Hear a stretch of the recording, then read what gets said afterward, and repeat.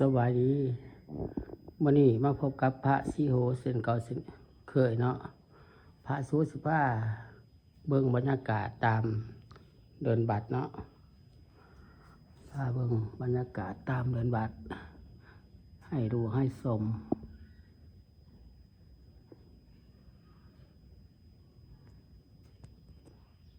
พาเบิ่งบรรยากาศตามบัตร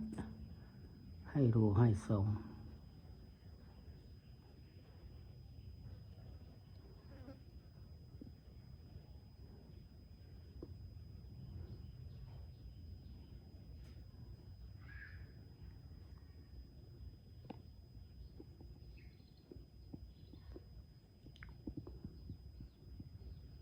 ฝากติดตามช่อง YouTube ของพระสีโหบุญมีสิบประเสริฐเด้อ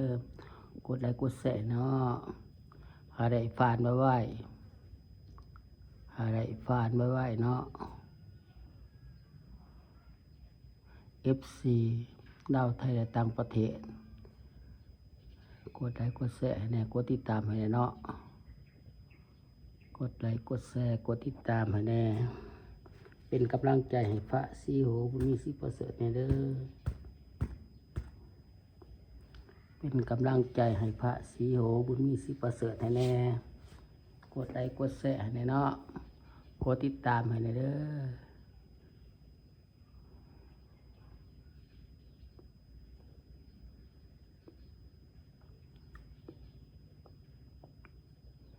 ถ่ายบรรยากาศตามบัตรให้ดูให้ชมถ่ายบรรยากาศตามบัตรให้ดูให้ชม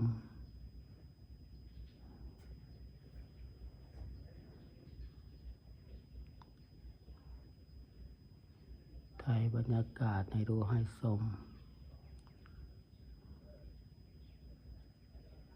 ขอติดตามช่อง YouTube ของพระสีโหบุญมีสิบประเสริฐแน่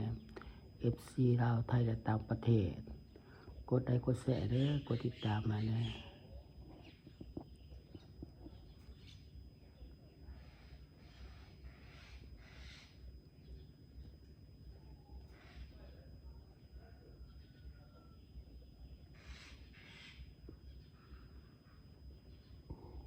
บรรยากาศตอนบ่ายของวัน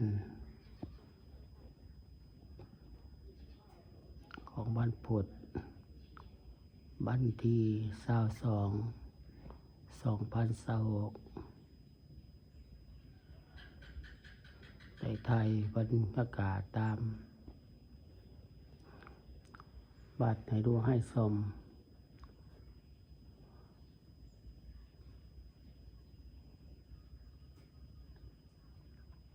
ฝากติดตามช่อง YouTube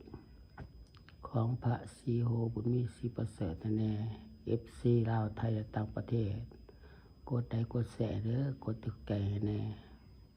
เป็นกำลังใจให้พระสีโหบุญมีสิบประเสริฐแน่เด้อ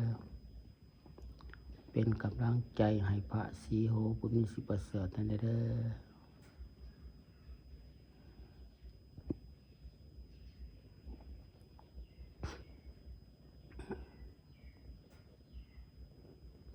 กดถือใจให้เด้อ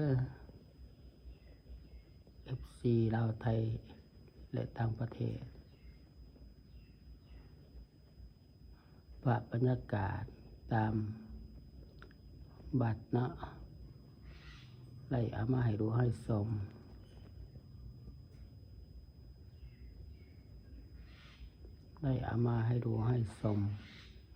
บรรยากาศตอนบ่ายของวันพุธวันที่22/2026บรรยากาศตามเป็นบัตรบุรพาบ้านหังแห้งเมืองคงสโรนแข็งสารวัตร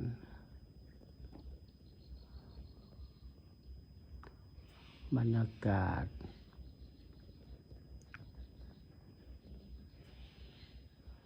ตามบัตรบัวลาภาบ้านหังแห่งเมืองคงสโรนแข็งสารวัตรระยะบรรยากาศตามบัตร ให้ดูให้ชมได้เอาบรรยากาศมาให้ดูให้ชมให้มาให้ดูให้ชม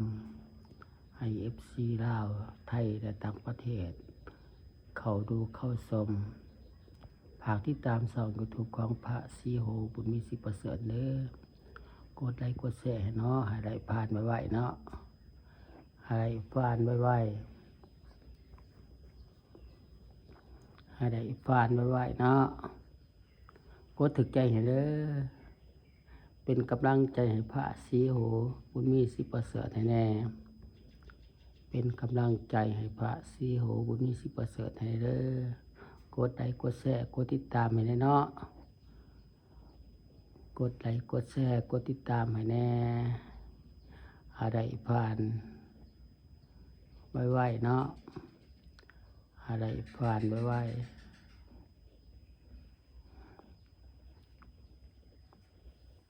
ให้ได้ผ่านไวๆ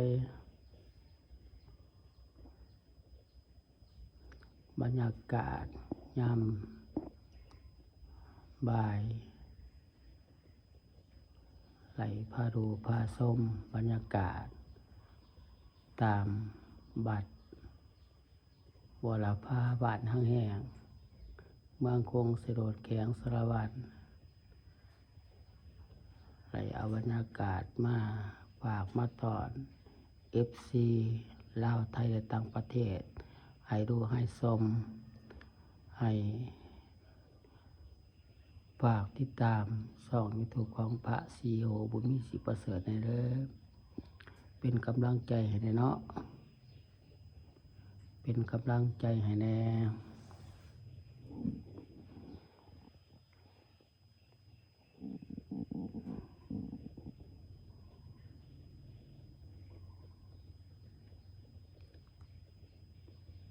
เป็นกำลังใจให้พระศรีโหบุญมีประเสริฐในเด้อกดไลค์กดแชร์ให้กดติดตามมาเลยเนาะกดไลค์กดแชร์กดติดตามให้แน่ฝากบรรยากาศเอาฝากบรรยากาศมาให้ดูให้ชม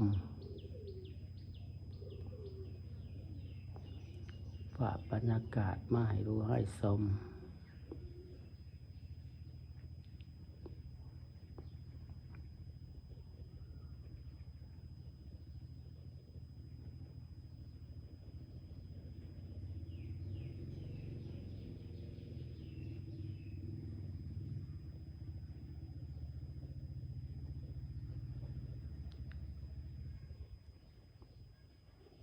เอาภาพบรรยากาศมาให้ดูให้ชม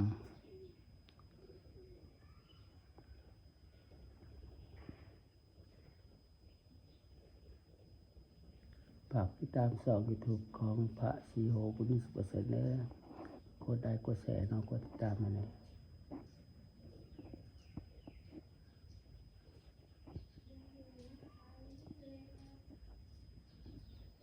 ไปจังไหน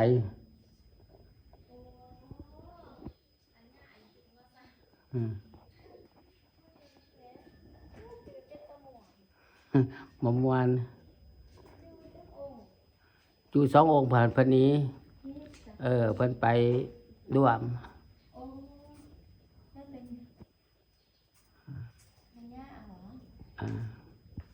ไม่เอาบ้านไหนนี่